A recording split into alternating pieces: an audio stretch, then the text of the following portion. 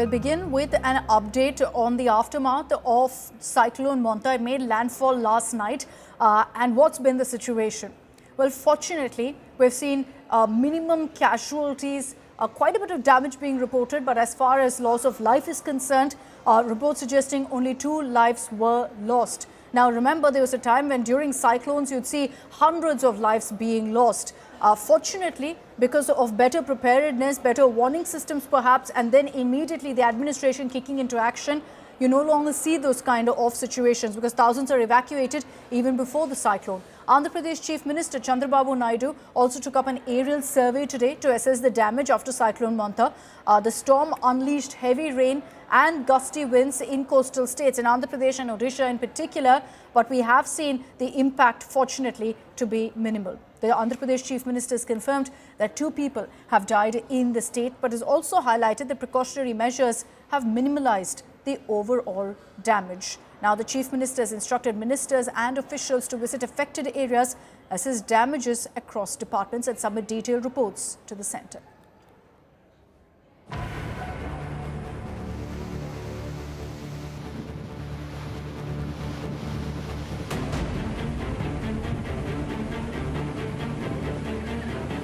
I am right now opposite the Machilipatnam bus stand where the restoration process is ongoing. A tree which has been uprooted at this particular junction, blocking the whole road, is being moved by the JCB. Now here, this JCB is being used as a restoration process after this huge tree had fallen on this road, and this road was blocked partially, after which now the JCB is clearing off. Several other incidents where barricadings that were placed in here have been displaced during the heavy winds that have taken place. Many temporary and permanent sheds have fallen to the ground, and several other incidents here in Machilipatnam.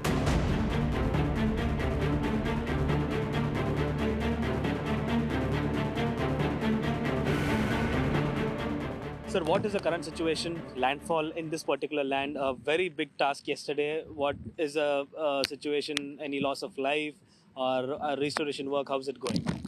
Yes, due to the collective efforts of SP sir as well as collector sir, we prepared well for this Monta Tufan, and we are able to clear where the road obstructions by the trees fell down. Around 200 about odd trees were fell down on the roads as well as current poles. Entire night this relief works have been going on, and we are able to clear all road blockages by now. And now it appears to be normal situation in Machilipatnam.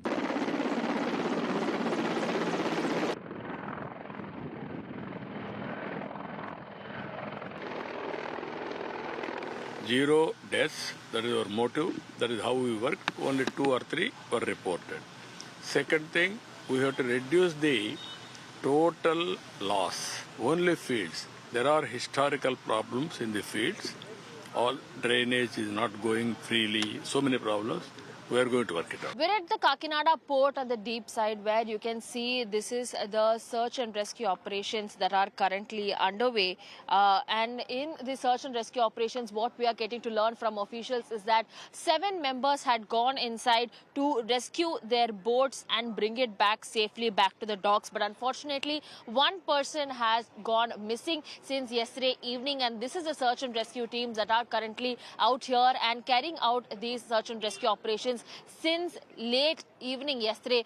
Remember Cyclone Tufan, this Tufan Monta had already said that the landfall will be expected later in the evening yesterday. With the impact that has braced in across various locations here in coastal Andhra Pradesh, it definitely looks like Kakinada has also been affected. More likely, if you can see, local administration, police and NDRF teams have also joined here in the search and rescue that has been continuously going on. Rainfall is scheduled for today as well. The next 24 hours also likely looks like coastal Andhra Pradesh will be receiving a lot of rainfall, but government officials and police and other officials do say that they are well prepared and are ensuring that whatever happens, the public safety is their utmost priority. That's all you can see out here as well. NDRF teams who are also going ahead for continuing their search for, search and rescue as it continues on. Kakinada coastline is a little bit weak because it's frequently affected by the cyclones, every and each cyclone. So a little bit of disaster is every time done. Basically 95% are all completely fishermen people, and they are worried about their livelihood, so they get out into the sea to save their boats. That's the reason.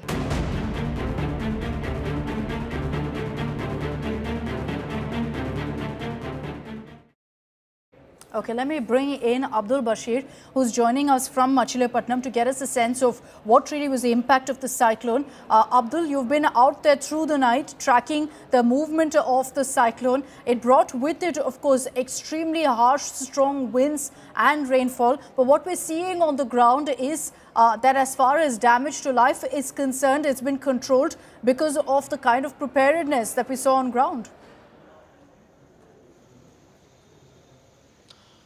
Well, yes, Akshata, after the preparedness had begun day before yesterday, thousands of people were relocated from low-lying areas. Warnings were given, SMS alerts were sent to people, and people on the higher areas or higher places were asked to be alert, not to move out unnecessarily. Fishermen were asked not to venture into the sea, and a control room that was set up in the disaster management where real-time monitoring was going on. Police, disaster and all the agencies including NDRF, SDRF had been working for the past 24 hours till today afternoon, wherein they had continuously been monitoring the situation. And then fortunately in Machilipatnam, what we are learning is that according to the officials, no loss of life has been reported in Machilipatnam, but yes, damage to the properties. More than 200 trees have fallen down or uprooted, dozens of poles have fallen down, and power supply, the disruption in power supply or electricity was removed for more than 24 hours, and the restoration process, however, has been completed, almost done. But yes, people are having a sigh of relief after this